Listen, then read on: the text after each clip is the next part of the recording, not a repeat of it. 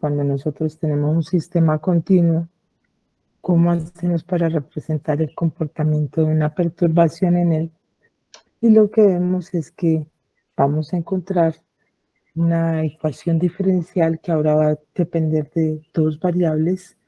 En principio será una variable x y una variable t, que en este caso van a tener una característica que va a ser básica, y es el hecho de que la ecuación diferencial que nos va a representar este comportamiento va a depender de una característica del sistema, que en este caso va a ser la velocidad con la cual la onda se va a mover. Y esta característica va a tener dependencia de propiedades del medio en el cual la perturbación se está moviendo. Como vemos en el caso de la cuerda vibrante, pues esta velocidad, que es la característica, dependía de la tensión y la densidad lineal de masa. En el caso de la varilla, dependía de la densidad y del módulo de elasticidad, ¿cierto? Y ahora, en el caso del tubo, pues también vemos que va a depender del módulo volumétrico, de elasticidad del medio y de la densidad, que obviamente en este caso mi densidad va a cambiar dependiendo de el tipo de perturbación y cómo ella se vaya propagando. Entonces nosotros habíamos comenzado a hablar de cómo en el caso de la varilla del tubo íbamos a manejar dos tipos de onda. ¿Cuáles eran esos dos tipos de onda? El hecho de que yo produzco mi perturbación y mi perturbación viaje me va a producir una onda que en este caso es de desplazamiento.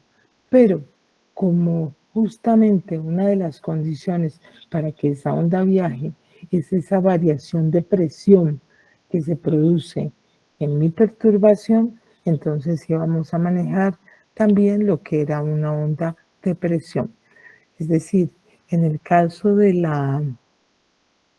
las ondas que viajan en un tubo, íbamos a encontrar el doble tipo de onda: la onda de desplazamiento y la onda de presión. Entonces, en términos de ella, lo que nosotros vimos es que la una era exactamente lo contrario de la otra. ¿Cómo así? Es decir, si yo tenía una perturbación, ¿cierto?, que iba a moverse y que en condiciones tales como, por ejemplo, que el tubo fuese cerrado. Recuerde que en el caso de cerrado implicaba que una de las capas era cerrada y la otra abierta. Entonces, en esas condiciones, una onda de desplazamiento en la capa cerrada iba a tener siempre un cero. ¿Por qué? Porque la onda de desplazamiento llegaría, chocaría y al mismo tiempo se devolvería. Entonces, en esas condiciones íbamos a tener una onda con en esa tapa, en esa superficie donde incide, iba a ser nula. Pero a su vez, la onda de desplazamiento, cuando llegaba y encontraba esa superficie, lo que iba a tener ahí justamente era un máximo. ¿Por qué? Porque si nosotros observamos los efectos de presión, cuando tenemos una superficie sobre la que incide, los efectos de presión son mayores. Cuando no lo hay, como es en el caso de la parte abierta, como la diferencia de presión tiende a ser cero, entonces justamente allí lo que nosotros vamos a tener en esa superficie libre, vamos a tener un cero de mi onda de presión. Entonces, digamos que con esas características que son bastante claras, nos va a permitir que nosotros podamos identificar cuando tenemos un máximo y cuando tenemos un mínimo de cada uno de mi tipo de ondas, sabiendo siempre que si para la una es un máximo, pues para la otra va a corresponder con un mínimo y viceversa. Entonces, Con eso nosotros podemos identificar claramente cuál sería el tipo de onda con el cual nosotros estaríamos trabajando. Nosotros habíamos quedado justamente en la parte que correspondía a trabajar ahora, lo que era un tubo abierto, es decir, las dos partes de mi tubo iban a ser abiertas. Entonces, eso me iba a permitir identificar justamente el comportamiento tanto de la onda de desplazamiento como de la onda de presión. Veamos pues cómo se hace esta representación. Entonces, yo la cojo un poquito para poderla manejar. No, pero en su momento.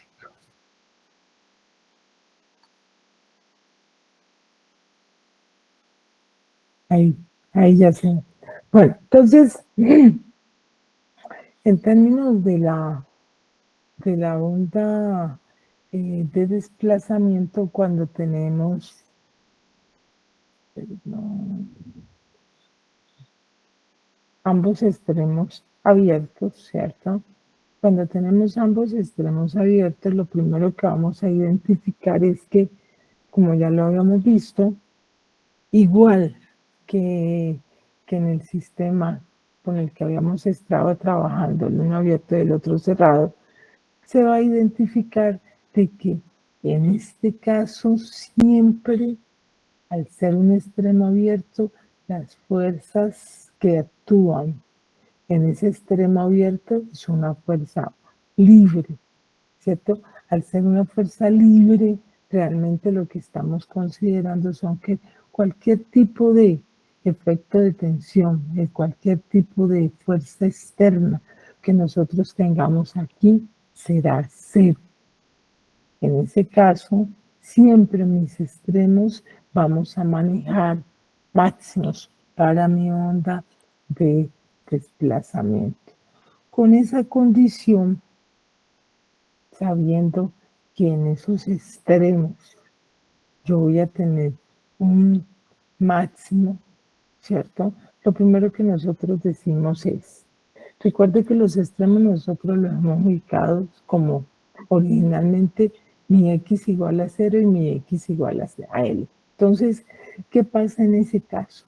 En ese caso, pues nosotros no podemos hablar justamente de esas mismas condiciones. Ya este extremo no lo vamos a llamar x igual a 0. ¿Por qué? Porque regularmente nosotros manejaríamos funciones senos y en ese caso esa función seno en x igual a 0 se anularía. Bueno, entonces, ¿qué es lo que pasa aquí? ¿Cómo? Para continuar llamándola x igual a 0 y x igual a L, ¿qué es lo que tenemos que hacer? O originalmente mi extremo izquierdo llamarlo x igual a 0. Pues como necesito tener un máximo, lo que hago es cambiar la forma de mi función. Es decir, ahora no voy a manejar un seno, sino que voy a manejar una función coseno. ¿Ok? Entonces, ¿qué pasa con esa función coseno? Yo sé que en x igual a 0, el coseno de 0 será máximo, perfecto. Eso es lo que yo necesito. Entonces, con esa condición, siendo que mi función sea coseno, yo sé que en x igual a 0 voy a tener un máximo, pero en x igual a L también. Al tener ese máximo en x igual a L, recuerden que la condición básica es que KL sea del tipo en que yo tengo máximos. ¿Dónde será eso? En 0, en pi, 2pi, en n-pi, ¿correcto? Lo que me va a implicar, voy a tener que reducir esto porque no les está dejando ver el KL, voy a colocarlo acá arriba para que puedan visualizarlo mejor. Entonces, ¿qué es lo que pasa? El KL será de la forma, ¿cierto? NP. Con esto aquí nosotros vamos a poder trabajar las dos condiciones. O aquella que me dice que K es W sobre B, ¿cierto? Entonces multiplicado por L, esto me va a implicar que el W yo lo voy a poder expresar como NP sobre L por B. Y si lo voy a expresar en términos de mi frecuencia, recordar que esto es 2πf, ¿cierto? Mi W. Y en ese caso cancelo el pi y entonces voy a poder expresar que mi frecuencia simplemente será igual a NB, ay, Dios, porque siempre me parece NB sobre 2L. Con esta relación, entonces, sí, miren, yo tengo que mi frecuencia será una frecuencia que va a depender de n, y entonces, en ese caso, yo voy a poder identificar cada una de las frecuencias que va a trabajar en mi sistema. De la misma forma lo hago en términos de su longitud, como lo tengo acá abajo. Entonces, en términos de la longitud, ¿qué digo? Ok, mi KL es igual a NPi, paso este K a dividir, entonces mi L será NPi sobre K, sabiendo o recordando que mi K es 2pi sobre lambda, entonces lo que vamos a encontrar es que en L vamos a tener una representación de lambda medios. ¿Ok? Bajo esa condición, ¿qué es lo que tenemos? Ojo, yo tengo que representar aquí un lambda medios, pero con la condición de que siempre en mis extremos yo lo que voy a tener es un máximo. Entonces, ¿cómo lo hago? Lo hago sencillo. Voy a representar este lambda medios en términos de un lambda cuartos y un lambda cuartos que me van a representar justamente ese lambda medios. ¿Ok? Entonces, con él yo puedo tener esa representación completa tanto para mi primer armónico como para los armónicos subsiguientes. En ese caso, para mi segundo armónico serían 2 lambda medios, lo cual implicaría, miren, yo tengo aquí un cuarto, tengo un cuarto, cuarto y cuarto me forman lambda medios y el otro lambda medios aquí tengo los dos lambda medios. Eso entonces sería para el caso de la onda de desplazamiento. ¿Qué pasa en el caso de la onda de presión? Recordemos que en el caso de la onda de presión, esto va a depender de la derivada de f de x, como se ve aquí. No, ya está.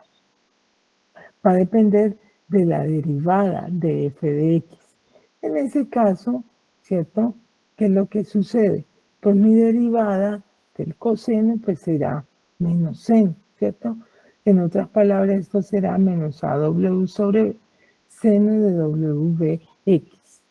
Si sustituimos esta derivada en la expresión para encontrar mi onda de presión, entonces simplemente lo que vamos a encontrar es que ahora mi onda de presión tendrá un seno de WX coseno de WT. Ojo, las condiciones tienen que ser exactamente las mismas que para la onda de desplazamiento, ¿cierto? Es decir, vamos a continuar con la misma condición de que mi Fn será igual a, perdón, es Nb sobre 2L, voy a hacer el proceso completo, Nb sobre 2L, ¿cierto? Y en este caso, al ser esta mi condición, sabemos que para este caso en particular, cuando yo tengo, ¿cierto? Los extremos libres, ¿cierto?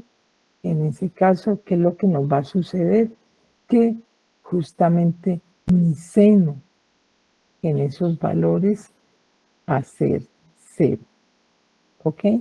Entonces, Allí, ¿qué es lo que estamos encontrando? Que sí, mis ondas de presión, ¿cierto? Van a anularse en esos extremos, mis ondas de desplazamiento van a tener sus valores máximos, ¿ok?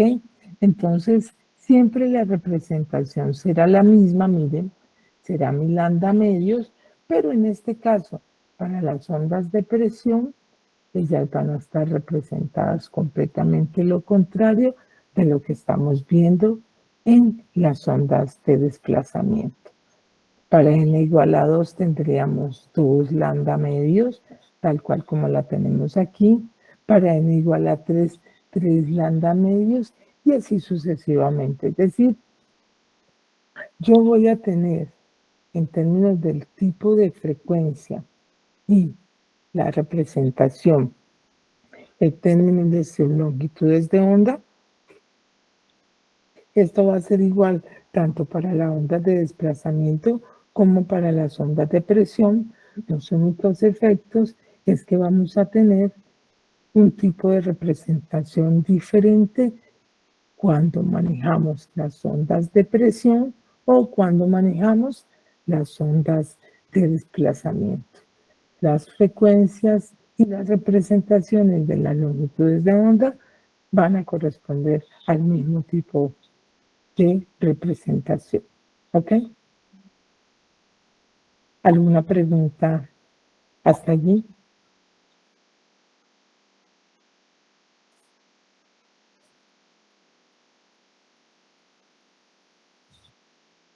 Supongo que el que calla otorga, entonces vamos a ver un, un problemita, un ejemplo que dice lo siguiente.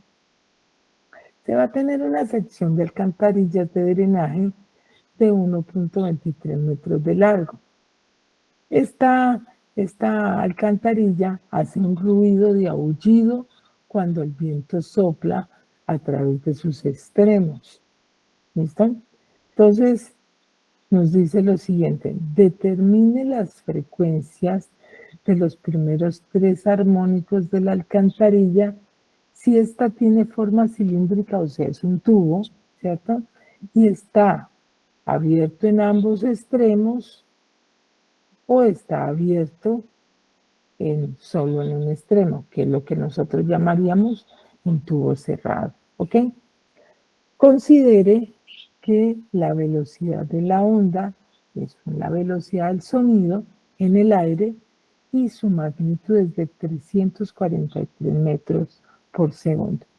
Entonces, ¿qué es lo que nos dice esto? ¿Sí? Ojo, si hablamos de un tubo abierto, ¿cierto? Entonces mi representación de tubo abierto nos devolvemos, ¿cierto? Ambos extremos abiertos. ¿Qué me va a implicar? Miren, me va a implicar que mi frecuencia será de la forma NB sobre 2L, ¿ok? Como me están preguntando mis 3 primeros armónicos, entonces mi N será 1, 2 y 3, ¿ok?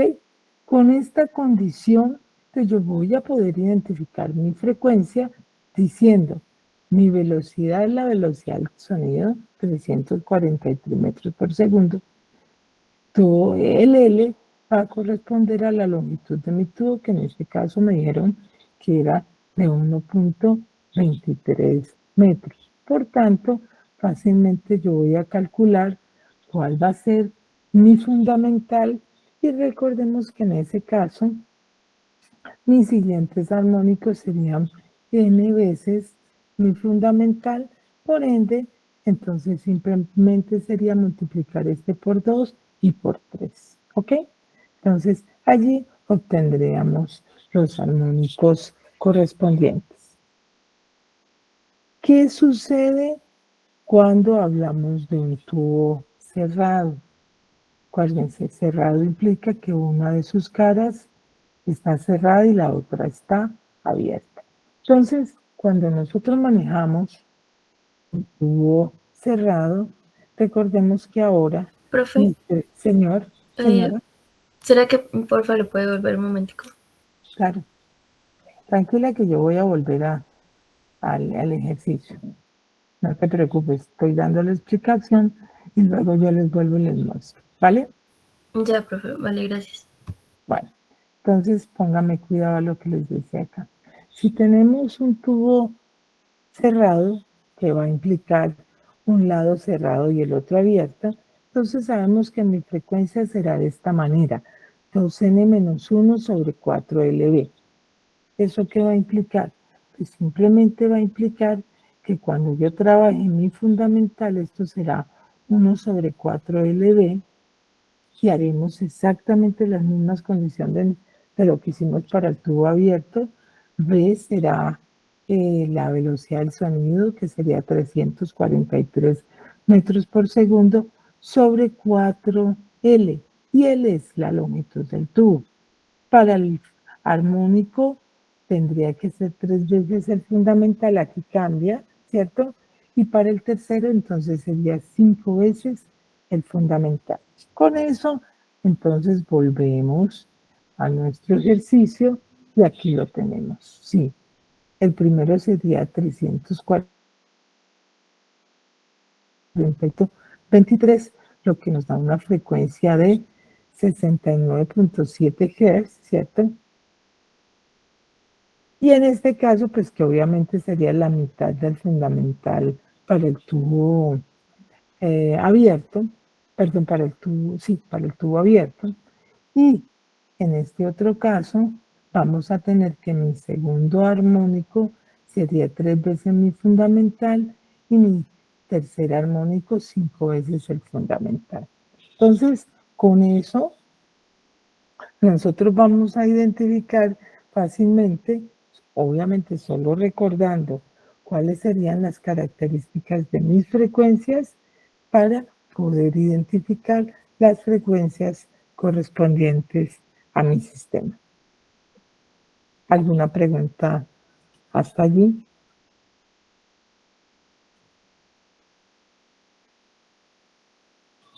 Voy a llevarles un ejercicio que vamos a hacer. Vamos a cambiar de... Espérenme. Vamos a cambiar eh,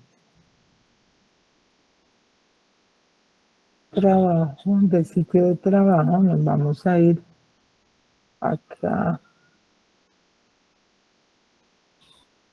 a nuestra pantalla, ¿cierto? Vamos a llevar un ejercicio de aplicación que, espérame a ver, yo lo traigo para acá para que lo podamos, uy, se me fue la mano, ampliémoslo un poquito más, ahí. Bueno, entonces dice el problema de la siguiente manera, ¿cierto? Dice, un excursionista de 80 kilogramos queda atrapado en la saliente de una montaña después de una tormenta. Un helicóptero rescata al excursionista, se mantiene encima de él y le baja un cable, ¿ok? La masa del cable es de 8 kilogramos y su longitud es de 15 metros. El cable se amarra a un cabestrillo de 70 kilogramos de masa. Ahorita hacemos todo el planteamiento completo. El excursionista se ata al cabestrillo y después el helicóptero acelera hacia arriba. Aterrorizado por colgar del cable, a mitad del aire, el excursionista intenta enviar señales al piloto lanzando pulsos transversales por el cable. Un pulso tarda 0,25 segundos en recorrer la longitud del cable. ¿Cuál es la aceleración del helicóptero? Y agradezcan que no les preguntaron que cuál era el color del helicóptero también. Bueno, entonces, pero miren que, ¿cómo es? No es complicado, es solo interpretación. Espérenme, ya le voy a trabajar el problema y será así. De acuerdo con lo que nosotros vamos a hacer un diseñito, ¿cierto? Ese diseñito será un diseño de cuerpo libre. ¿Por qué? Porque en principio, pues si nosotros tenemos nuestro helicóptero, crean fehacientemente que es un helicóptero. Supongamos que aquí está el cable de 15 metros y aquí está el cabestrillo con el cliente que está ya acomodado en él, ¿cierto? ¿Cómo mi sistema se va a acelerar hacia arriba, de acuerdo con lo que nos dice mi enunciado, ¿cierto? Entonces, en términos generales, cuando yo trabajo aquí, este sistemita, ¿qué es lo que voy a tener sobre él? En mi cuerda voy a tener una tensión, ¿cierto? Y debido a la persona y al cabestrillo, pues voy a tener un peso, ¿correcto?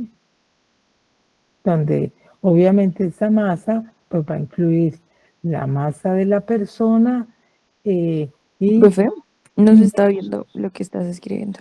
no, no están viendo en la, Ya apareció. ya está como atrasado. Entonces, y cuando no vean muchachos, avísenme. Entonces, en este caso, nosotros, mi peso, ¿cierto? ¿Qué va a incluir? Va a incluir el peso tanto de la persona, ¿cierto? Como en ese caso estaríamos hablando de el cabestrillo, es que se llama así, ¿listo?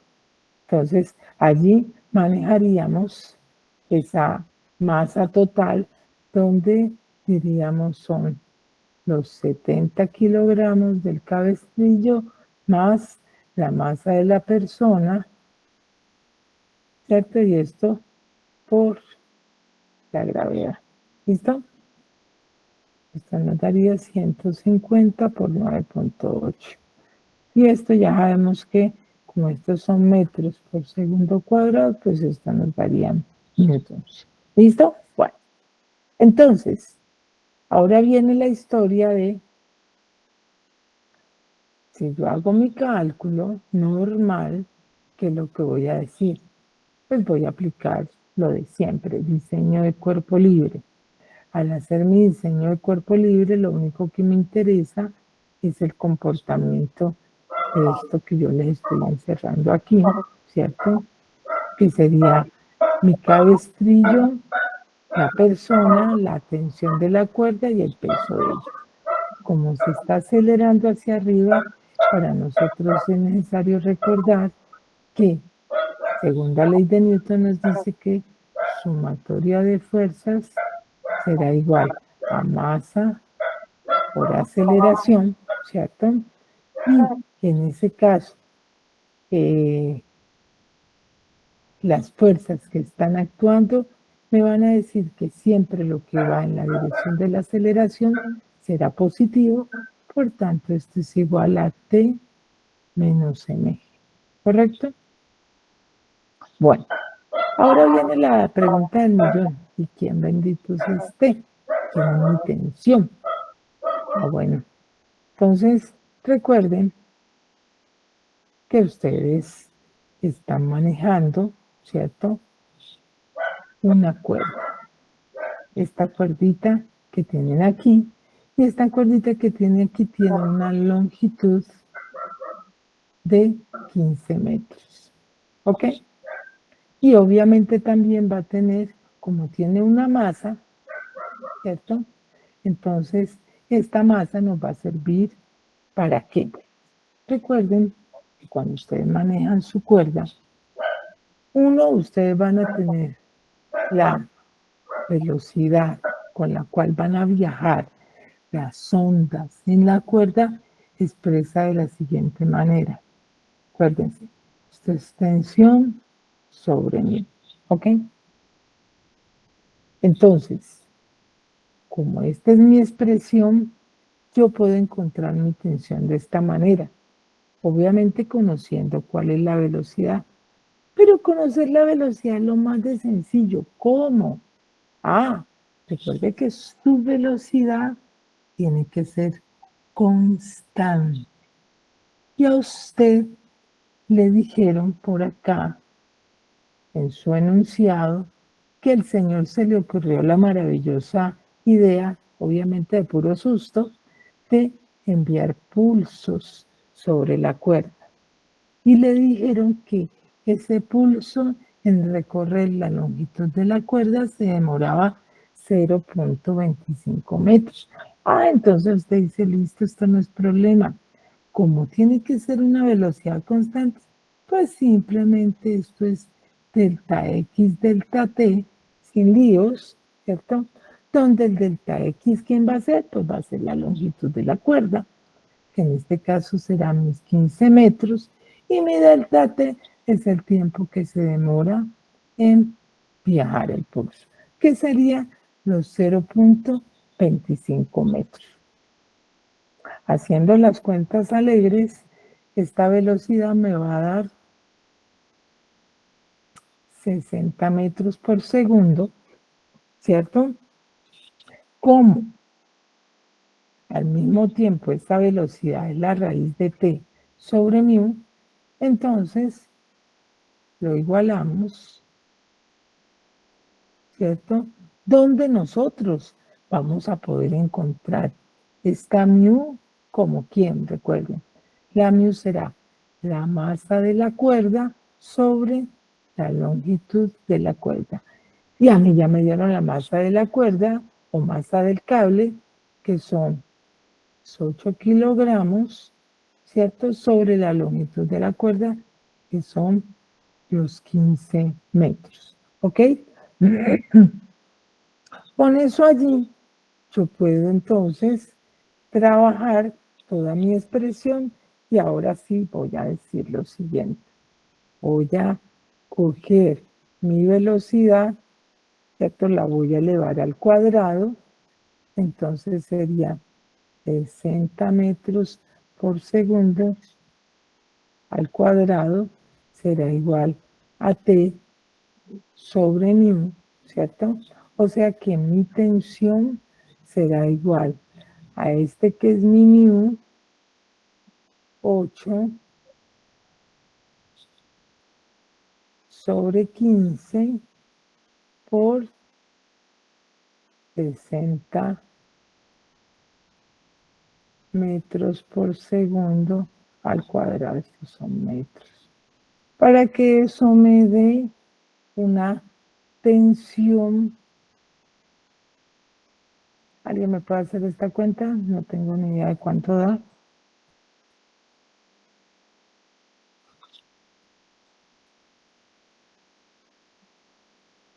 Espérenme, yo consigo. Da 1920, profe. Ok, muy amable. 1920. Aquí, ¿qué tendríamos? Miren, kilogramos, metro cuadrado, segundo cuadrado, sobre metro. Uno de los metros se va, quedaría kilogramo, metro, segundo cuadrado, que eso es lo que nosotros conocemos como newtons. ¿Listo? Bueno, ya con esa expresión, volvemos aquí a intentar encontrar nuestra aceleración. Entonces vamos a despejar A y vamos a decir, esto es la tensión que es 1920 newtons menos masa por gravedad, ¿cierto? Que en este caso sería este peso que yo tengo aquí, que me va a dar, coloquémoslo, 150 por 9,8, ¿cierto? Sobre la masa total, que serían los 150 kilogramos. ¿Listo? Si nosotros hacemos esta cuenta, ¿alguien me ayuda?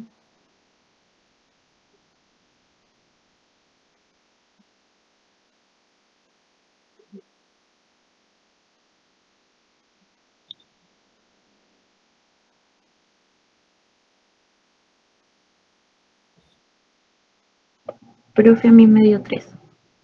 3 metros por segundo cuadrado. Entonces, miren que la aceleración será de 3 metros por segundo cuadrado, ¿cierto? Que sería con la cual se estaría moviendo mi helicóptero. Entonces, miren que, ojo, podemos mezclar conceptos, ¿cierto? Detalles.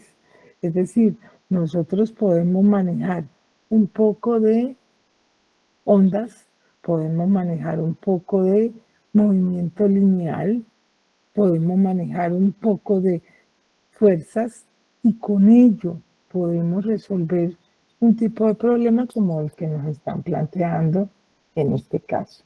Entonces, podemos conjugar todas estas cosas y todo esto nos lleva a que podamos trabajar lo que hemos visto acerca de nuestras ondas. ¿Ok? ¿Preguntas hasta allí?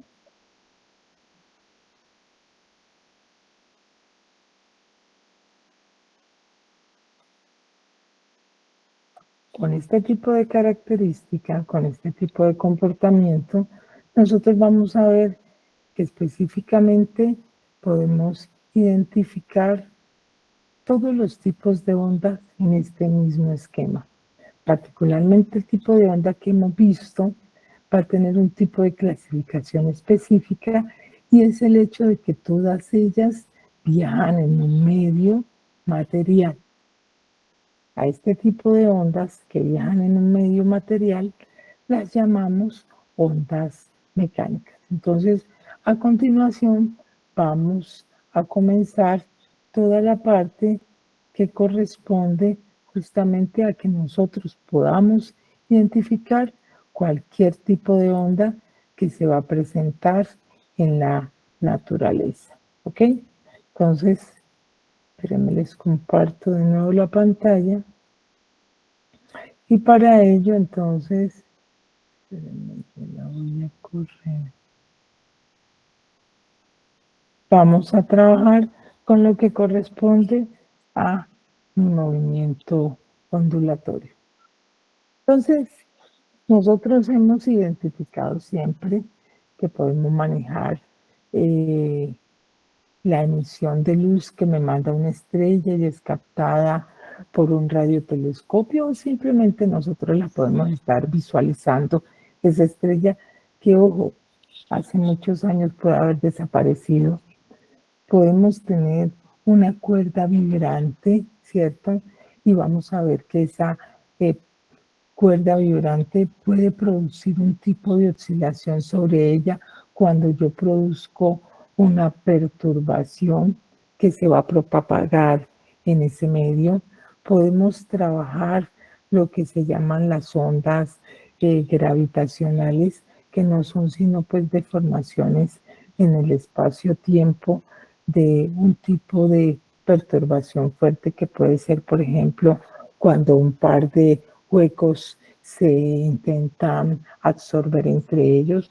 Podemos tener el caso sencillo de un par de ondas que se generaron por un par de piedritas que yo tiré sobre un estanque y cada una de ellas produjo su perturbación y cuando ellas se interceptaron, entonces me produjeron algo que nosotros ya vimos y que conocimos como interferencia de ondas. Entonces, todo eso justamente lo que me lleva es a que en nuestro medio nosotros vamos a tener muchos tipos de perturbaciones que van a viajar formando ondas. Entonces, mis ondas pueden tener diferentes formas, pueden tener diferentes características que son las que justamente nosotros vamos a comenzar a identificar. Entonces, cuando nosotros vemos simplemente cuando nosotros estamos en un cuarto y encendemos una luz, nosotros vemos que ese cuarto se ilumina y llena completamente de luz ese espacio, ¿cierto? Entonces, ¿qué es lo que decimos? Pues simplemente es una perturbación, ¿cierto? Que obviamente, como lo que estamos considerando, debe transportar energía, ¿cierto? Se va a desplazar en el espacio y obviamente esa perturbación, pues lo que va a generarme es una onda. En este caso, vamos a hablar de una onda de luz, una onda electromagnética que va a ser la que va a generar el otro tipo de onda que nosotros llamaríamos ondas electromagnéticas, ondas que no necesitan un medio para su propagación. Entonces, lo primero que nosotros queremos identificar en esa onda es, pues, cuáles son los elementos básicos de mi onda. Entonces, miremoslos acá. Los elementos básicos de mi onda serán, primero, la amplitud, que es el desplazamiento máximo que va a tener mi onda después de su posición de equilibrio. ¿Ok? Esto va a ser mi amplitud. Vamos a identificar una cresta que va a ser justamente ese punto máximo de mi onda que se está propagando. Vamos a identificar un valle que será ese punto mínimo de mi onda que se propaga. Vamos a identificar los ceros de mi onda o mis nodos, ¿cierto? Vamos a identificar la longitud de onda, que será la distancia entre dos máximos sucesivos, ¿cierto? Y por ende vamos a identificar en términos también de esa longitud de onda, que el tiempo que se va a demorar en ir o en concretar una longitud de onda, la vamos a llamar nuestro periodo. ¿Ok? Entonces, siempre con la longitud de onda vamos a tener asociado nuestro periodo. Obviamente, de esa misma manera vamos a identificar la frecuencia, que será el inverso del periodo, o la forma correcta, que sería el número de veces que la onda se repite en una unidad determinada de tiempo, ¿cierto? Vamos a identificar la velocidad de fase, que es la velocidad con la que se mueve la onda, ¿cierto? Y va a depender de las características del medio donde se propaga, y vamos a identificar el vector de onda que nos está indicando la dirección de propagación de la onda. Recordemos que este vector de onda lo vamos a identificar con K, que es el que definimos como 2pi sobre lambda, que es justamente el que está asociado con la característica básica, que es la longitud de onda. Entonces, con estas características identificadas, con estos elementos identificados en mi onda, nosotros vamos a ver que las ondas las vamos a poder clasificar de diferentes formas. La primera clasificación que nosotros hacemos para las ondas está en términos del medio de propagación en el que ellas viajan. Entonces, si el medio de propagación existe, es decir, si tenemos que se necesita un medio de propagación, vamos a hablar de las ondas mecánicas. Si no necesitan un medio de propagación, vamos a hablar de las ondas electromagnéticas. En particular, ya hablamos de las alteraciones del espacio-tiempo, y a ese tipo de ondas las llamamos las ondas gravitacionales. Ellas van a manejar características muy semejantes a las ondas electromagnéticas. Cuando hablamos de ondas mecánicas, podemos identificar unas características en estas ondas que van a también clasificarlas. ¿Cuáles son esas características? Resulta que si la onda viaja en un sentido y las partículas, como lo vemos aquí en nuestro grafiquito móvil, ¿cierto? Las partículas se mueven arriba abajo de esa onda o de esa perturbación, y vamos a ver que la velocidad de la onda es perpendicular a la dirección de movimiento de las partículas. Entonces estamos hablando de ondas transversales. Pero resulta que al mismo tiempo en que mi onda se mueve en un sentido, podemos tener que las partículas se pueden mover en esa misma dirección, como lo vemos aquí. En ese caso, estamos hablando de ondas longitudinales. ¿Por qué? Porque simplemente la partícula y la onda pueden estarse moviendo en la misma dirección. ¿Ok? Cuando la onda ahora no se mueve hacia adelante y hacia atrás, y además se mueve hacia arriba y hacia abajo, pues no se llama ni longitudinal ni transversal, sino que se llama una onda elíptica. Entonces esas ondas elípticas regularmente son las que se producen sobre superficies, así como el agua, de tal manera de que nosotros vamos a tener ese movimiento arriba, abajo, adelante, atrás.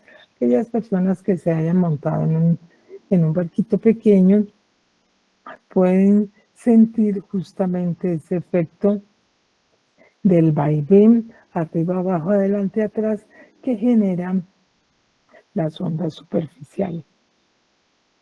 Según su periodicidad, estas ondas las vamos a clasificar en ondas periódicas que van a presentar un ciclo repetitivo, es decir, van a tener características comunes, son constantes, se repiten en un cierto tiempo determinado que llamamos periodo, y vamos a tener las ondas no periódicas, que aquellas pues van a representar ciclos irregulares que no me las permiten diferenciar unas de otras. Vamos a tener también la otra clasificación, que es cuando se produce una sola perturbación que viaja a lo largo de mi sistema, por ejemplo una cuerda. Vamos a decir que estamos produciendo un pulso, pero cuando ese pulso se repite, entonces vamos a tener un tren de ondas. ¿Ok? Entonces, esa es la otra clasificación que podemos tener con ellas. Todas las ondas pueden experimentar los siguientes fenómenos. Pueden tener difracción, ¿cierto? ¿Qué ocurre cuando una onda choca con un obstáculo, ¿cierto? Y entonces comienza a rodearlo, o en su defecto puede pasar a el otro medio en el cual choca. Puede generar o puede ejecutar un efecto Doppler, que va a ser justamente el que nosotros podamos distinguir las variaciones de frecuencia cuando tenemos alguien que las emite y alguien que las recibe. Entonces, en ese caso, las frecuencias pueden ser o iguales o pueden ser diferentes. Todo va a depender de los movimientos relativos que existan entre el emisor y el receptor. Podemos tener interferencias, que ya las hemos visto, es decir, superponer ondas, ¿cierto? Y entonces cuando ellas se encuentran en un mismo espacio, ellas pueden generar o máximos o mínimos, ¿cierto? Que son los que nos van a distinguir ese tipo de interferencia. Asimismo, cuando la onda incide sobre una superficie, parte de esa onda se puede reflejar. Entonces, va a ser la onda que va a viajar en el mismo medio, ¿cierto? Y que va a tener el mismo ángulo de incidencia sobre el de incidencia y el de reflexión serán los mismos cuando llegan a una determinada superficie. Cuando la onda cambia de dirección, entonces cuando la onda entra en el otro medio, vamos a hablar de que esta onda se está refractando y obviamente cuando nosotros tenemos el efecto de que esa onda viaja con una velocidad mayor que la velocidad del sonido, vamos a hablar de las ondas de choque. Entonces aquí estamos viendo justamente los efectos de difracción de la onda cuando ella incide sobre una superficie, en algunos casos la rodea y si tiene la posibilidad de pasar, va a tomar siempre la forma de el espacio por donde ella pasa. Entonces, cambia de poder ser, por ejemplo, planar a ser esférica en el caso de atravesar ese medio. Cuando las ondas se interfieren entre sí, vamos a poder formar en los espacios oscuros y brillantes que justamente nos están mostrando lo que acabamos de hablar de un máximo o un mínimo que justamente va a generar la superposición de las ondas cuando ellas interfieren. Si tenemos nuestro emisor y tenemos nuestro receptor y ellos están en movimiento relativo, entonces vamos a poder identificar justamente la variación de frecuencia que se puede presentar en ellos, que es lo que nosotros llamamos efecto Doppler. Y siempre que tengamos una onda que está incidiendo sobre un medio cualquiera, vamos a tener que esa onda va a incidir, parte de esa onda se va a reflejar con el mismo ángulo de incidencia y vamos a tener que cuando cambia de medio tendremos nuestra onda refractada. Como específicamente podemos también hablar en términos de las ondas sonoras, nosotros vamos a identificar las ondas que van a ser por encima del sonido, que las vamos a llamar las ondas supersónicas, con las cuales van a viajar con velocidades más grandes que la velocidad del sonido. En este caso, en específico, las llamamos ondas de choque, y las subsónicas, que son con frecuencias específicamente menores que las que nosotros podemos captar o que llamamos ondas sonoras. También podemos clasificar nuestras ondas de acuerdo con la dimensión en la que ellas se propagan. Podemos hablar de ondas monodimensionales o unidimensionales cuando las ondas se propagan en una dimensión, como por ejemplo tenemos el resorte, tenemos específicamente la cuerda, ¿cierto? Podemos hablar de las ondas bidimensionales, que son las que se propagan en 2 dimensiones. El ejemplo más clásico son las ondas superficiales, que se van a producir sobre la superficie del agua y generalmente no son las olas, son aquellas que se producen por una suave brisa que viaja en la superficie y permite aquellas perturbaciones pequeñas en la superficie. Y las ondas tridimensionales o en 3 dimensiones, ¿cierto? Que en ese caso vamos a considerar, por ejemplo, las que viajan en 3 dimensiones, que serían las ondas sonoras, las ondas electromagnéticas, etc. ¿Ok? La última clasificación que nosotros vamos a ver de las ondas es de acuerdo con la forma que ellas van a tener cuando en términos de su frente de onda.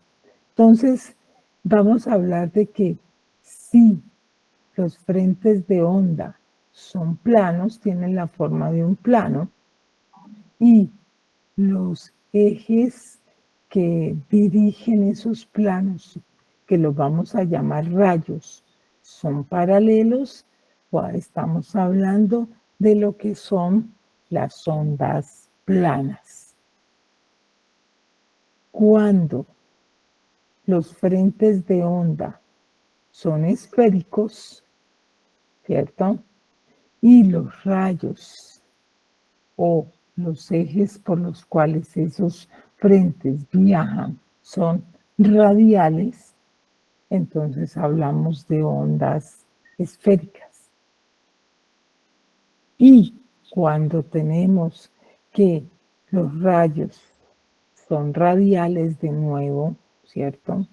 Pero el tipo de onda que estamos generando son como cilindros, ¿cierto?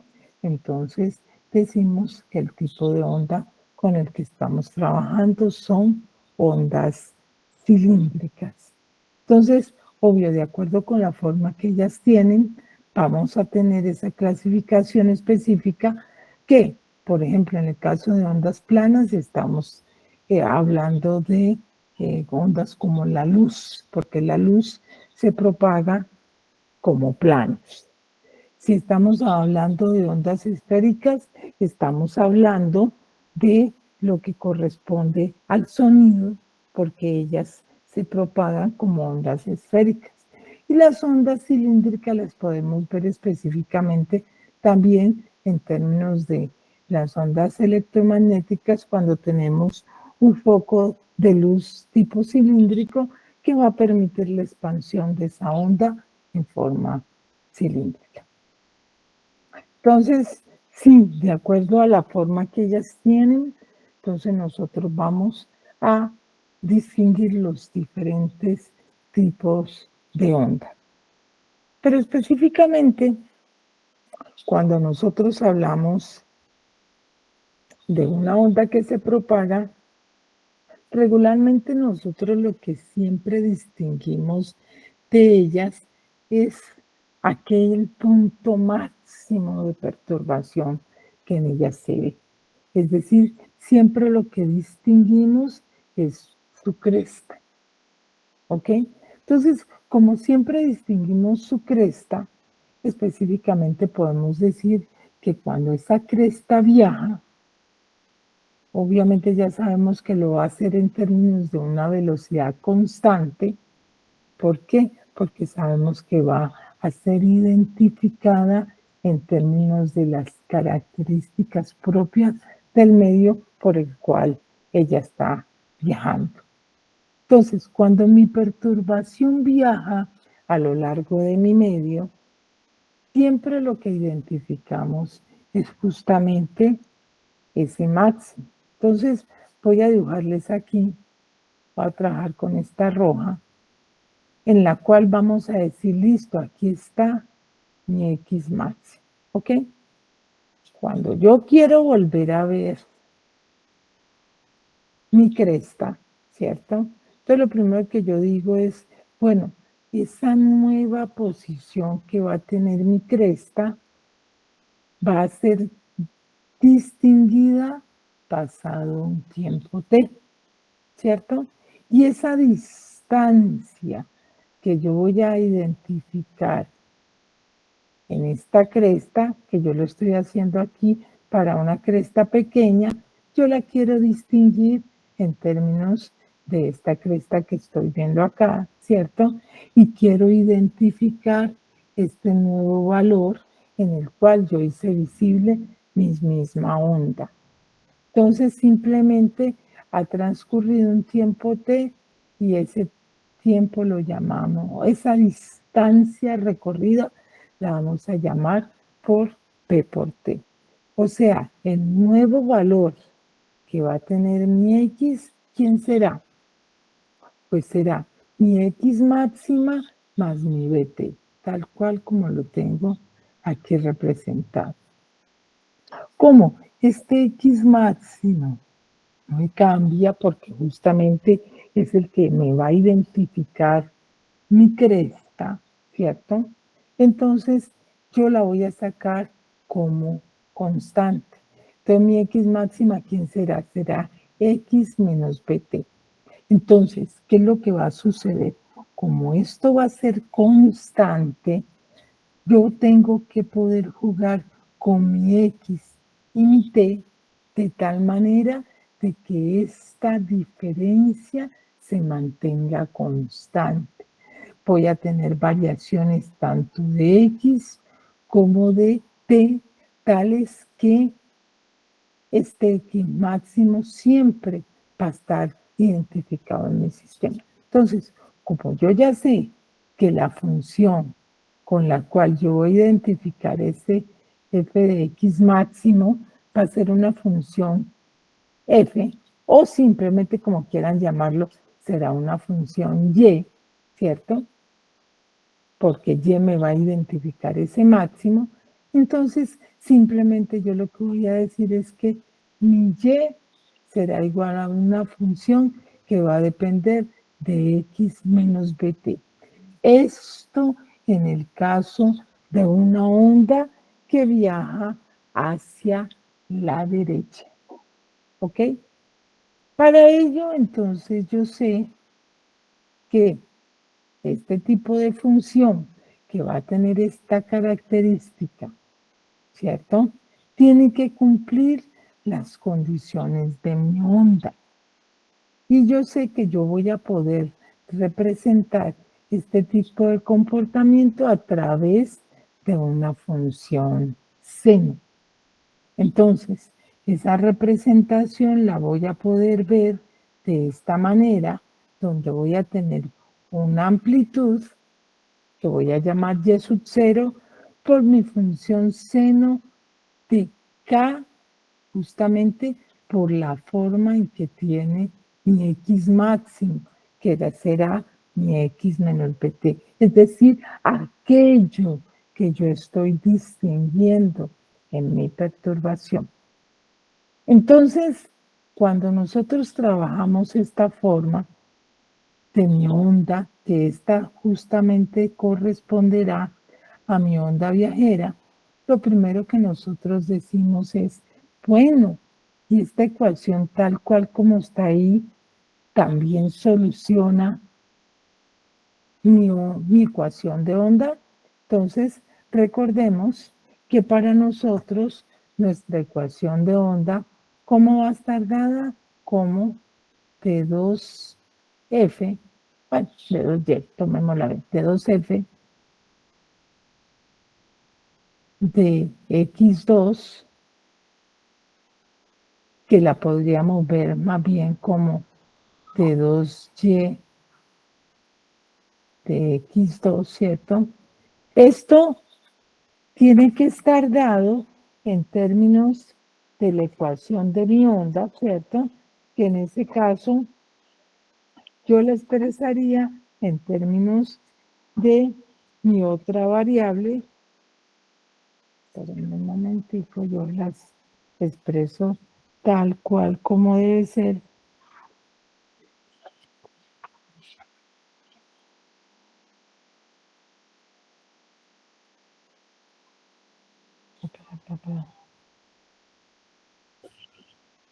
como,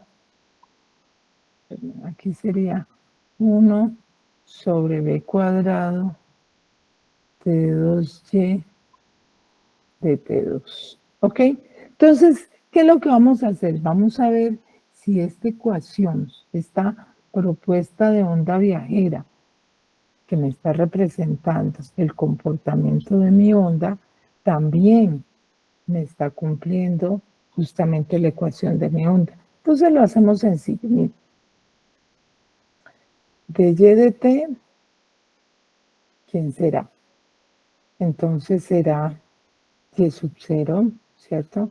La derivada del seno, ¿cierto? Que sería coseno de k, x menos bt, por la derivada interna, ¿cierto? Que en este caso sería menos k por b. ¿Listo? Acuérdense que en este caso, como estoy derivando con respecto al tiempo, será k por b con signo menos, su derivada interna. Vuelvo y derivo. Voy a derivar la segunda por segunda vez de 2y de t2, ¿cierto? ¿Quién será? La área del coseno, que es menos seno.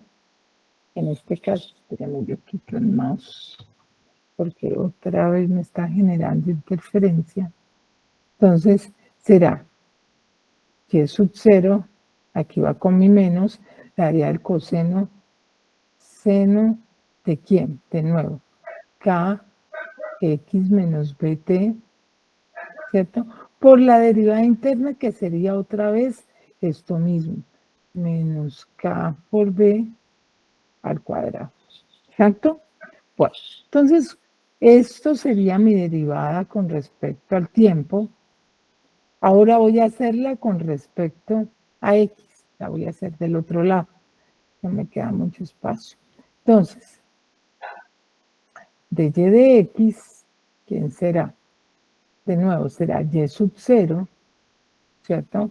Por la derivada de seno, que es coseno de quién?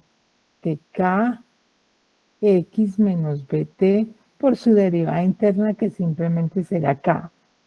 ¿Correcto? ¿Listo? Y cuando vamos con nuestra segunda derivada de 2y de x2, pues la derivada del coseno es menos seno, entonces será menos y sub 0 seno de k x menos bt por mi derivada interna, que entonces sería k cuadrado. ¿Listo? Bueno, entonces, ¿qué decimos? Ah, esta tiene que ser igual a 1 sobre b cuadrado, ¿listo? Hagámoslo acá abajo. Menos y sub 0, tengo, tenía que tocar la que no era. Menos, ¿saben qué, muchachos? Llevémonos esto al cuaderno porque está como muy incómodo trabajar en este pedacito. Entonces, me voy a llevar todas estas cosas, espérenme.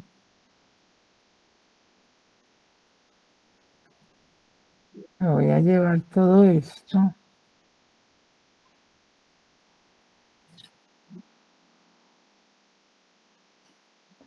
Me voy a llevar solo la expresión. Bueno, no me interesa llevarme nada. Me voy para acá, para el cuaderno. Entonces, esto es más fácil así. Mi función será un y0 seno de, pongámosla adentro, kx menos k por b por t, ¿cierto? Acuérdense que el k estaba acá afuera. Entonces, tomo de una vez t2y de x2, entonces será menos, ¿cierto? Y sub 0 vuelve a darme seno kx menos, ya la estoy poniendo como no debo, Claro que es eso, pero no las quiero poner todavía. K por B por T, ¿cierto? Por su derivada interna con respecto a X, que sería K cuadrado. ¿Ok? Y lo mismo T2Y de T2, que me daría menos Y sub 0 seno de Kx menos K por B por T, y en este caso sería menos KB al cuadrado, ¿correcto? Entonces, lo vamos a sustituir en la ecuación diferencial que me va a decir, ojo, esto es de 2x, de 2y, de x2, que sería esta expresión aquí, menos y0, k cuadrado, seno de kx menos kbt, igual a 1 sobre b cuadrado, ¿cierto?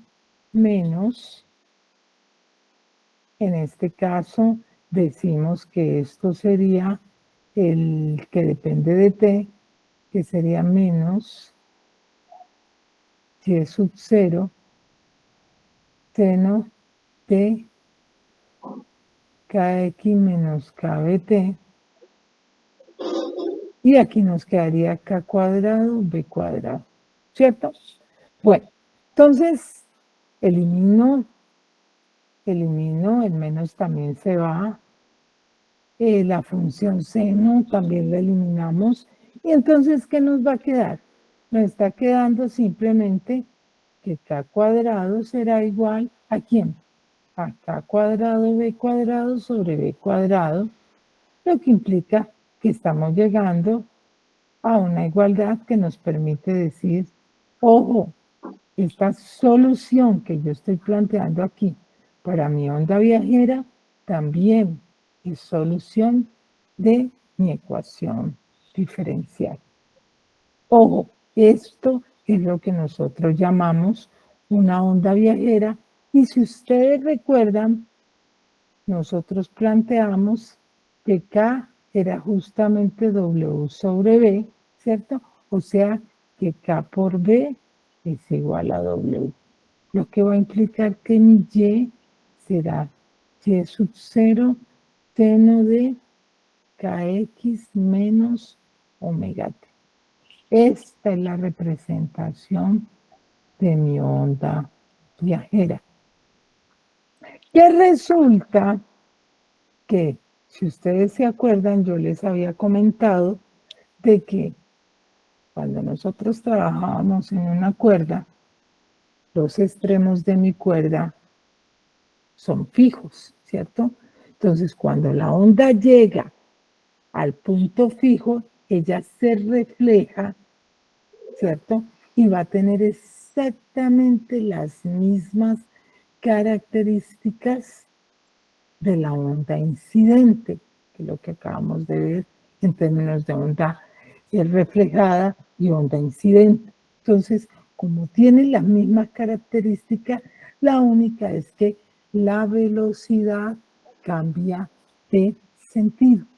Entonces, en este caso, cuando mi velocidad cambia de sentido, entonces yo voy a tener una onda viajera moviéndose aquí hacia la derecha, y voy a tener otra onda que va a tener las mismas características, ¿cierto? Pero en este caso va a cambiar el sentido de viaje. Ahora va a moverse en este sentido. Esta será moviéndose hacia la izquierda. En ese caso, mi onda la voy a representar como el Y0 de seno de KX, menos con menos me da más KBT, que simplemente sería Y sub 0 seno de KX más omega T. Entonces, voy a tener dos ondas que se van a superponer. de tal manera que su onda resultante será la suma de y más y2, ¿cierto?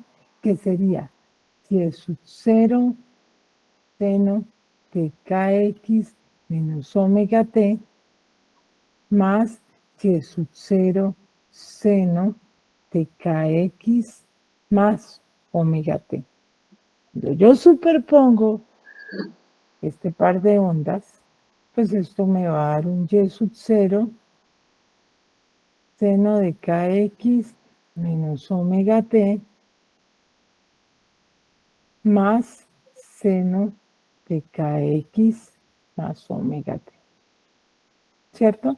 Y yo sé que seno de A más seno de B, yo ya conozco esa expresión, ¿si se acuerdan de quién es? Es 2 veces el seno de A más B sobre 2 por el coseno de A menos B sobre 2. ¿Sí se acuerdan?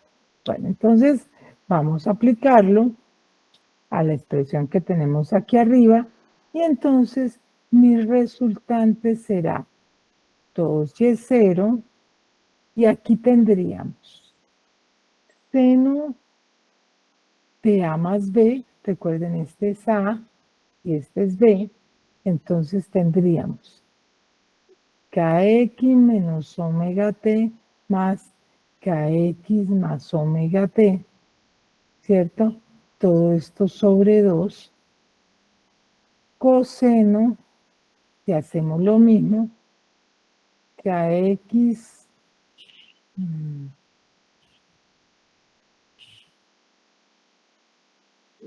menos omega t menos kx más omega t. Y todo esto sobre 2, ¿correcto? Entonces, esta expresión que yo tengo aquí me va a dar 2y0. ¿Y quién tendría? Mire, seno de kx menos omega t. Este menos omega t se va con este más. Me quedaría 2kx sobre 2. Me va a quedar seno de kx. Coseno y vuelve aquí. Aquí, ¿quién tengo? Mire, este signo menos va a entrar aquí, va a cancelar este kx con este kx y me va a quedar menos omega t. Entonces, esto me va a quedar 2 omega t sobre 2 y esto me va a dar omega t. Entonces, si ustedes se acuerdan, todos los casos con los cuales nosotros estuvimos trabajando para nuestras ondas, fuera para la cuerda, fuera para el tubo, tenían esta forma, ¿cierto? Una onda estacionaria, que justamente lo único que nos estaba diciendo era, sí, usted tiene una onda estacionaria porque usted tiene una superposición de ondas viajeras, ¿ok? Entonces, sí, lo que estamos trabajando son que mis ondas viajeras son las que me van a dar el comportamiento general de mi onda, sea del tipo que ella sea. ¿Ok? ¿Preguntas hasta allí? Profe, Dime. ahí el coseno de omega t no quedaría con menos adentro. Usted se acuerda que el coseno es par, entonces a él no le importa el menos. ¿Vale? Vale, profe, gracias. Ok. Listo. Entonces, continuamos con nuestro cuaderno. Acá. Listo. Entonces, espérenme, yo la amplío para que la sigamos viendo. Entonces, sí, ya tenemos la forma general de mi onda. Mírenla. Y sub 0 igual a seno de kx menos omega t. Y obviamente, cuando viaja para el otro lado, entonces será más el pt. ¿Listo? Bueno, esto ya lo mostré, ya lo hice. Obviamente mi onda me está transportando energía, ¿cierto? Entonces, al transportarme energía, pues yo no la veo directamente como mi energía, sino como la energía por unidad de tiempo, es decir, la tomo como mi potencia. ¿Cómo la puedo ver? Entonces, vamos a recordar lo siguiente. Específicamente en el caso de la cuerda, ¿cierto? Cuando mi perturbación va viajando a lo largo de la cuerda, yo sé que esa onda que se está propagando, ¿cierto? Cuando yo la veo en un plano XY, ¿cierto? Tal cual como la veo aquí, lo primero que voy a decir es, bueno, yo voy a tener que distinguir en cómo sería esa potencia transmitida. Y esa potencia transmitida, pues la tengo que dar en términos de que mi potencia yo la puedo ver como F punto B, ¿ok? Que en este caso van a ser la velocidad con la cual mis partículas en mi medio se están moviendo. Mis partículas se van a mover arriba y abajo, por tanto, esa velocidad con la cual se mueven mis partículas, pues simplemente yo la voy a ver, yo la voy a ver como quién, como dy dt, ¿ok? Porque en términos de quién me describe cada una de mis partículas, lo estoy haciendo a través de una función y, ¿cierto? Y mi y, justamente esa variación con respecto al tiempo, va a ser cómo se mueven mis partículas. Ahora, nosotros sabemos que en mi cuerda, siempre lo que voy a manejar son tensiones. ¿Sí se acuerdan de eso? Son tensiones. Entonces, la tensión a lo largo de mi cuerda, recuerde que cuando yo descompongo esa tensión, yo voy a tener una componente horizontal y voy a tener una componente vertical. Solo que mis componentes horizontales no tienen posibilidad de movimiento. Recuerde que la movilidad yo la tengo solamente arriba y abajo. Por tanto, la fuerza que yo voy a trabajar en mi sistema siempre será una fuerza transversal o perpendicular, como quieran llamarlo. ¿Ok? Entonces, sí, mi potencia estará dada por mi fuerza perpendicular, por mi velocidad. Ojo, hay una cosa importante. Cuando yo hago la consideración de mi fuerza perpendicular, si ustedes se acuerdan, nosotros le llamamos como T seno de teta. ¿Sí se acuerdan? Bueno, entonces resulta que esta T seno de teta, cuando mis ángulos con los cuales yo estoy trabajando son pequeños,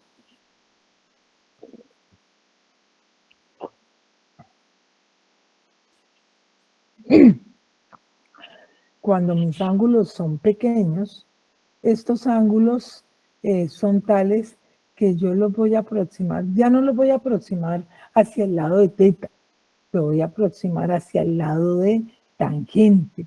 O sea que esto yo lo voy a poder ver como T tangente de teta. En términos de la descripción de mi comportamiento, mi tangente de teta para mis ángulos pequeños, pues simplemente yo la puedo expresar como la pendiente sobre mi curva. En ese caso, esa pendiente yo la estaría dando como dy de x. Entonces, mi componente de fuerza simplemente será mi componente T de y de x, ¿cierto?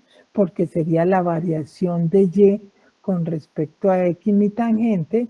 Y entonces en ese caso, ¿qué es lo que voy a tener en consideración? Miren, si yo voy a tomar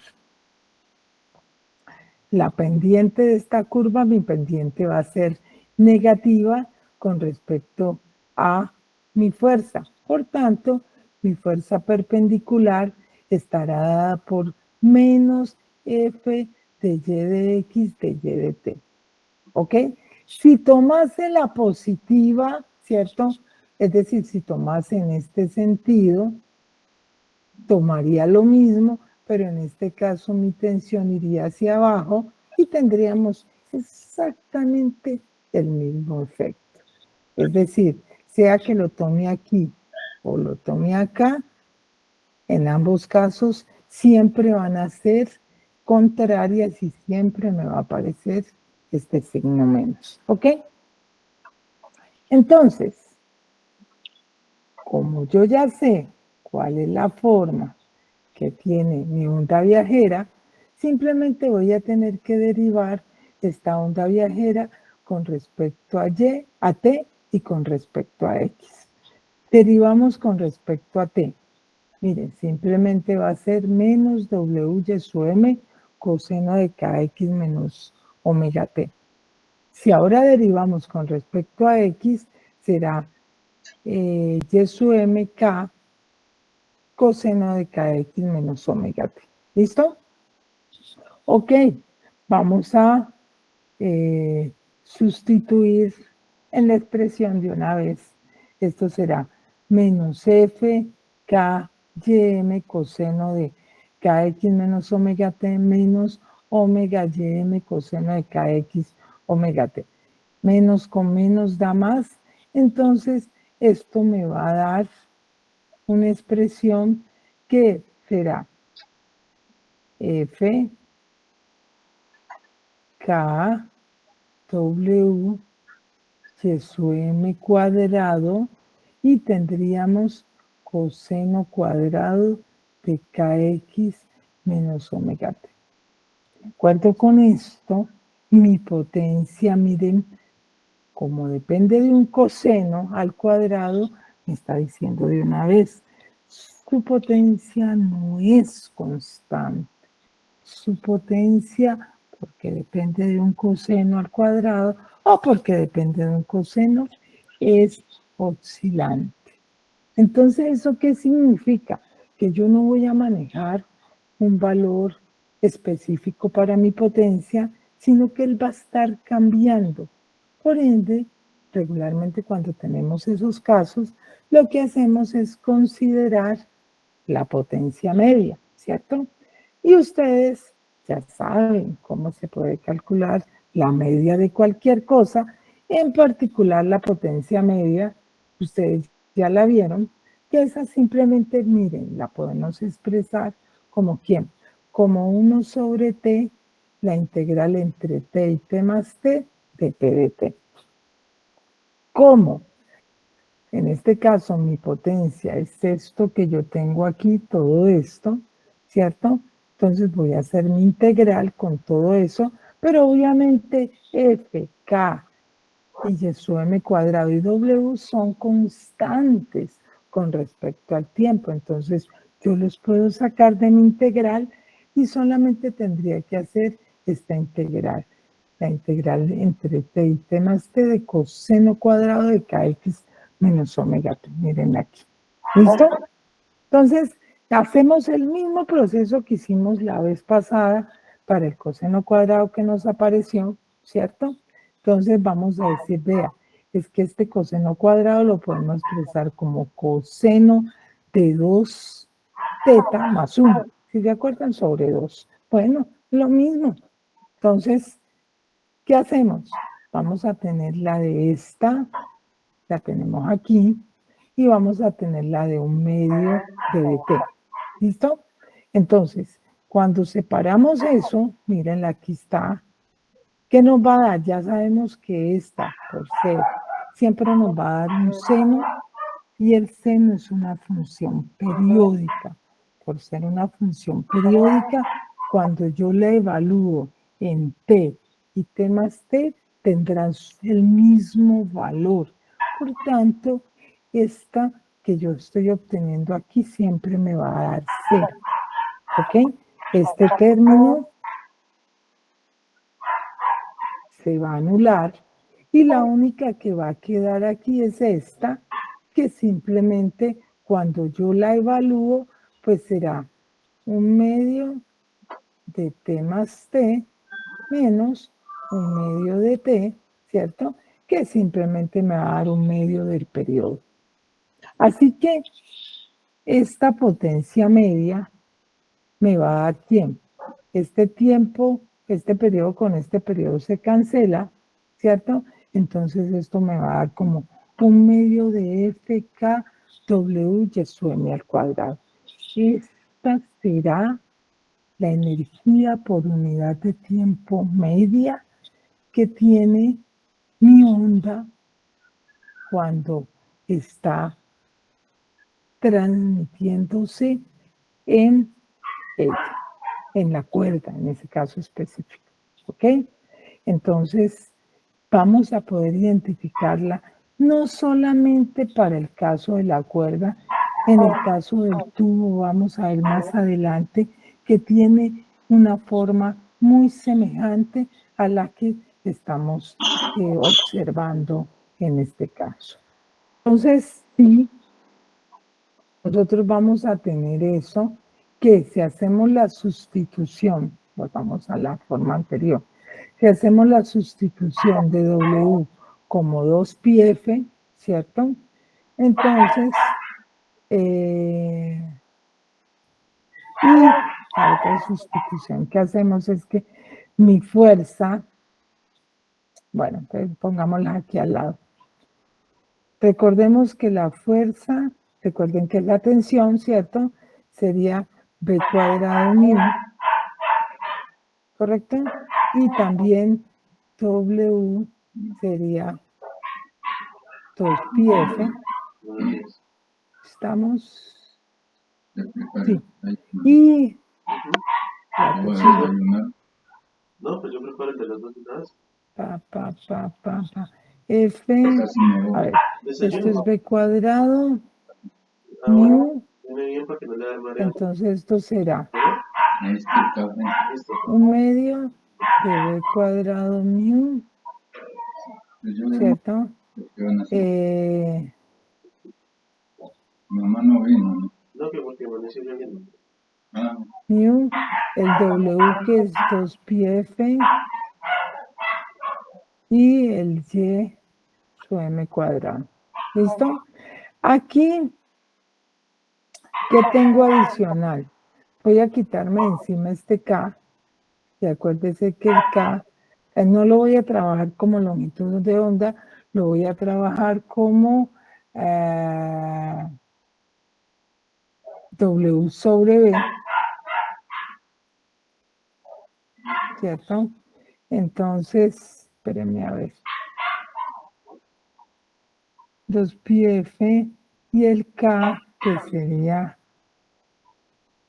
otra vez 2πf, que es W sobre B, entonces un B se cancela con B aquí, aquí tendríamos un 2, se cancela con un 2, entonces esto ¿cómo me va a quedar? Me va a quedar como 2, esto me quedaría. Ahorita los muestro que ya él está al otro lado, bien pasado, solo quiero que vean los cálculos. Esto sería 2 pi cuadrado, f cuadrado, que su m cuadrado por la velocidad. ¿Ok? Entonces, mírenlo ahí, ahora mírenlo acá, ¿cierto? Mu por B, aquí está. Esto es mi velocidad promedio, digo, mi potencia promedio, ¿cierto? Que estaría dado en términos de esto que tengo aquí. Como ustedes ven aquí aparece mi velocidad y recuerden que esto lo hemos hecho en este sentido, así que cambiamos de sentido, pues simplemente lo que va a cambiar es que nos va a dar con signo menos y entonces, ¿qué es lo que está pasando aquí? Estamos teniendo la potencia media que lo único que nos está indicando es hacia dónde se está dirigiendo mi onda. ¿Ok? Bueno. Ondas estacionarias ya lo vimos, que era la superposición. Bueno, entonces específicamente, ¿qué sucede cuando nosotros tenemos un pulso que incide sobre una superficie, en este caso va a ser sobre una argolla, ¿cierto? Entonces, lo que decimos es, cuando él incide sobre la argolla, originalmente si lo hubiera hecho sobre la superficie amarrada en él lo que iba a producir era una fuerza hacia arriba, la superficie le iba a producir una fuerza igual y contraria, ¿cierto? Y entonces, por ende, la onda se iba a reflejar por debajo, que eso es lo que sucede en la cuerda vibrante, sujeta en sus extremos. Pero cuando yo lo tengo sujeto a un aro, ¿qué es lo que sucede? La onda llega, sube el aro, ¿cierto? Por efectos gravitacionales, el aro baja, ¿cierto? Y va a reflejar a la onda exactamente en la misma dirección en que el pulso incidió, ¿ok? Entonces, sí, en este caso, el aro va a ser el efecto tal que va a permitir que la onda se refleje en la misma dirección en que incidió, cosa que no sucede cuando usted tiene su extremo fijo. Veamos un ejemplo de aplicación que dice, mire, un pulso de onda se mueve hacia la derecha a lo largo del eje X. La función que representa este movimiento en t igual a 0 se puede expresar como y de x, 0 igual a 6 sobre x cuadrado más 3 con x y y en centímetros y t en segundo. Priva la función y de xt que representa esta onda si viaja con una velocidad de 4,5 centímetros por segundo. ¿Ok? Entonces, lo primero que nosotros estamos diciendo es que como la onda viaja a lo largo del eje X y viaja a la derecha, ¿cierto? Entonces va a tener la forma y igual a f de x menos bt, ¿ok? Como nos dice que es con una velocidad de 4,5 centímetros, ¿cierto? Entonces nosotros vamos a saber que esa función va a tener justamente esa característica tal que x menos bt será x menos 4,5 t, cuando depende del tiempo. Originalmente nos dice que en t igual a 0, ella va a tener esta forma, ¿cierto? Entonces, ¿qué sucede cuando hacemos mi primera aproximación? Puntos iniciales, x0, y0. Entonces me dice, listo, en x igual a 0, sustituyo aquí el valor de 0, me quedaría 6 sobre 3, en el cual me daría que y tendría un valor máximo de 2 centímetros. ¿Ok? Entonces, ¿qué es lo que nos está diciendo? Ojo, nosotros podemos considerar la forma de mi función, encontrar cuál es el valor máximo que ella puede tener justamente, perdón, en condiciones iniciales, cuáles serían los valores que ella manejaría y simplemente aquí en mi representación de x menos bt, yo introduciría el valor que va a cambiar en el cual estoy teniendo en cuenta la velocidad y el tiempo que está actuando y miren cómo me quedaría la expresión nueva para mi función y x de t. Entonces, no es gran modificación lo que ustedes van a tener, van a considerar simplemente cómo cambia la forma de su onda viajera, que en este caso simplemente va a ser una función que va a depender de nuevo de x y de t.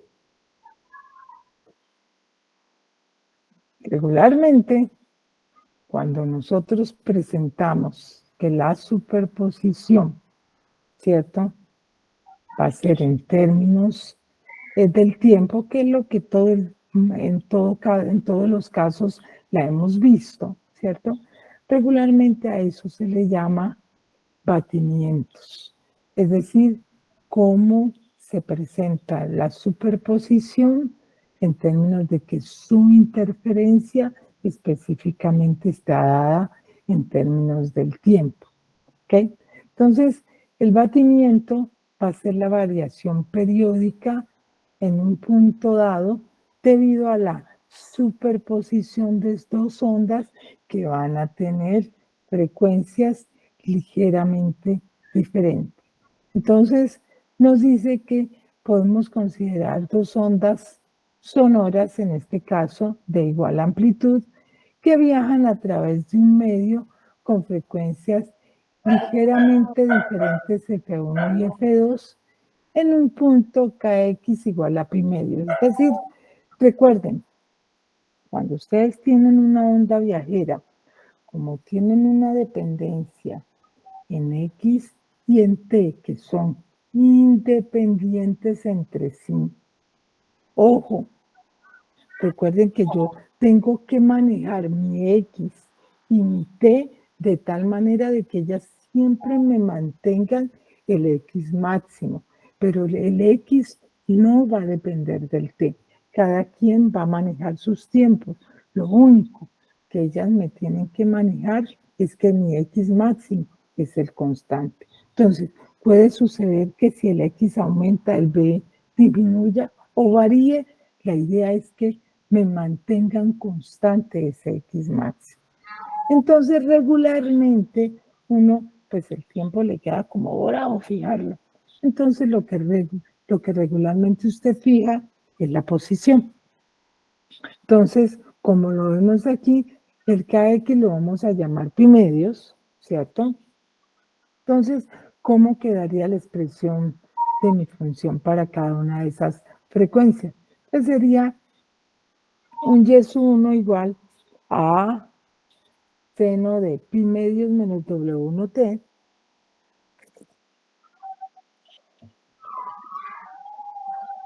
y mi y2 como a seno de pi medios menos W2T. Recuerden que sus funciones seno, usted sabe que el seno de A más B, ¿cierto? Es seno A, coseno B, más, este no cambia, coseno A, seno B, ¿cierto? Entonces, cuando es pi medios, el seno A, entonces el coseno coseno de pi medio me va a dar 0, ¿cierto? Y el seno de pi medio me da 1. Entonces esto me va a quedar como coseno B. Mírenlo. Me va a quedar como coseno de ¿quién? De W1T. Pero recuerden que W1 pues simplemente será 2pi F1. ¿Listo? Entonces mírenlo, aquí lo tenemos a coseno de 2pi F1T y el Y2 será a coseno de 2pi F2T. ¿Qué me dice ellos? Pues se tiene que superponer. Cuando los superponemos decimos Y es igual a Y1 más Y2. Aquí me va a quedar a coseno de 2pi F1 más coseno de 2pi F2. Vamos a usar que la relación coseno de A más coseno de B se va a poder expresar como 2 coseno de A menos B sobre 2 coseno de A más B sobre 2. ¿Ok? Entonces miren en qué termina esta superposición. Yo estoy teniendo mi par de ondas que están teniendo frecuencias ligeramente diferentes. Lo que eso me va a dar como resultado, mírenlo aquí, es una onda, ¿cierto? Con amplitud modulada. ¿Qué me está indicando eso? Mírenla.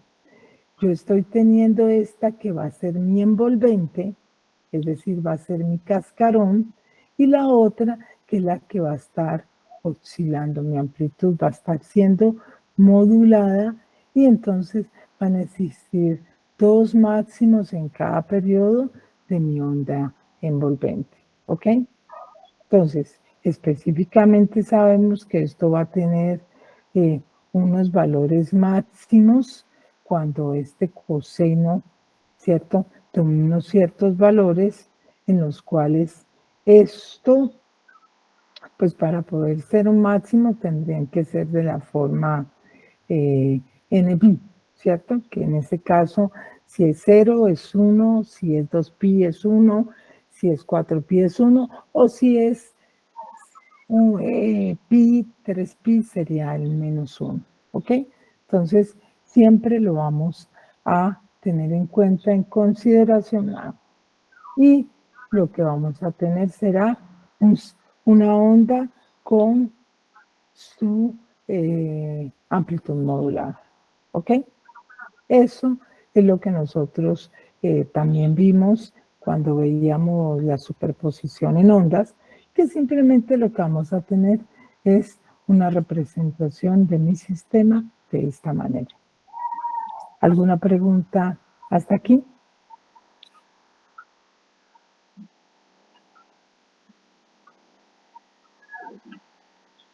Bueno, entonces veamos un último ejemplo, ¿cierto?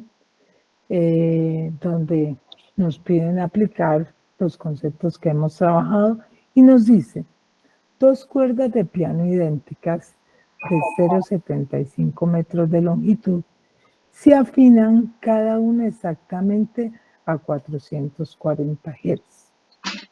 La tensión en una de las cuerdas después aumenta en un 1%. Si ahora se golpean, ¿cuál es la frecuencia de batimiento entre las fundamentales de las dos cuerdas? Entonces, bueno, cuando nos hablan de cuerdas, pues nosotros sabemos que la frecuencia de mi fundamental es V1 sobre 2L, ¿correcto? En general. Lo que implica que si recordamos, mis velocidades pues se verían como la raíz de la tensión sobre mí. ¿Listo? Bueno, entonces me dice que para las dos cuerdas, si yo coloco la relación de F2 sobre F1, pues simplemente será P2 sobre 2L, P1 sobre 2L. Como las longitudes de las cuerdas son iguales, entonces este 2L y este 2L se van y me quedaría B2 sobre B1. Solo que, recordando las velocidades, pues simplemente esto será la raíz de T2 sobre mu para la una y raíz de T1 sobre mu para la otra. ¿Cómo? Pues las cuerdas de nuevo son idénticas, se espera que tengan la misma densidad lineal de masa.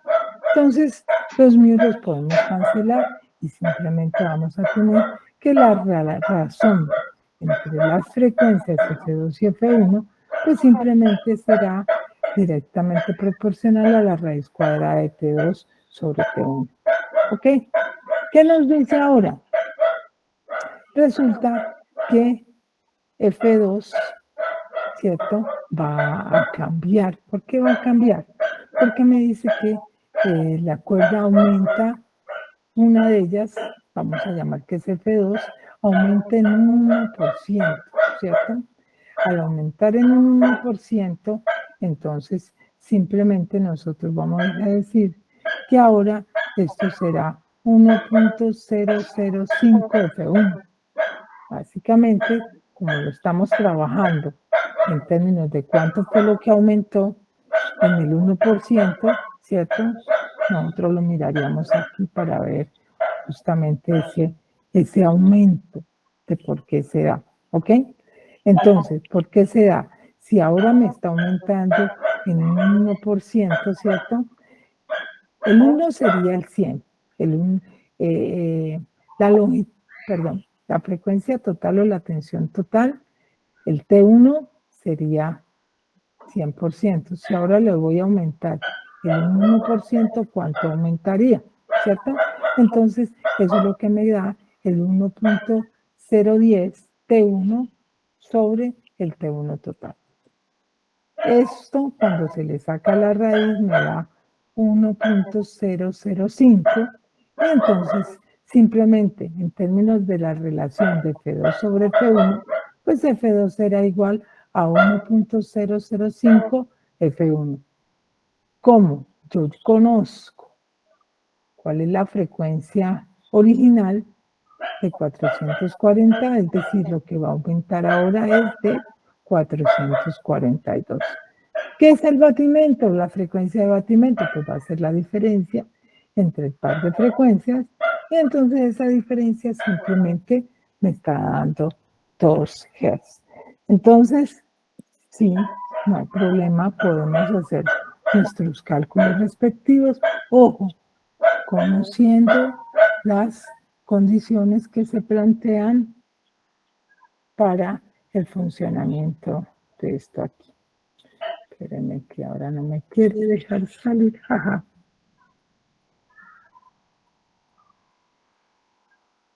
Ustedes están afuera, pero ahora sí ya me dejó salir.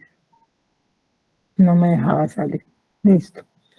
Pregunta, muchachos, hasta aquí.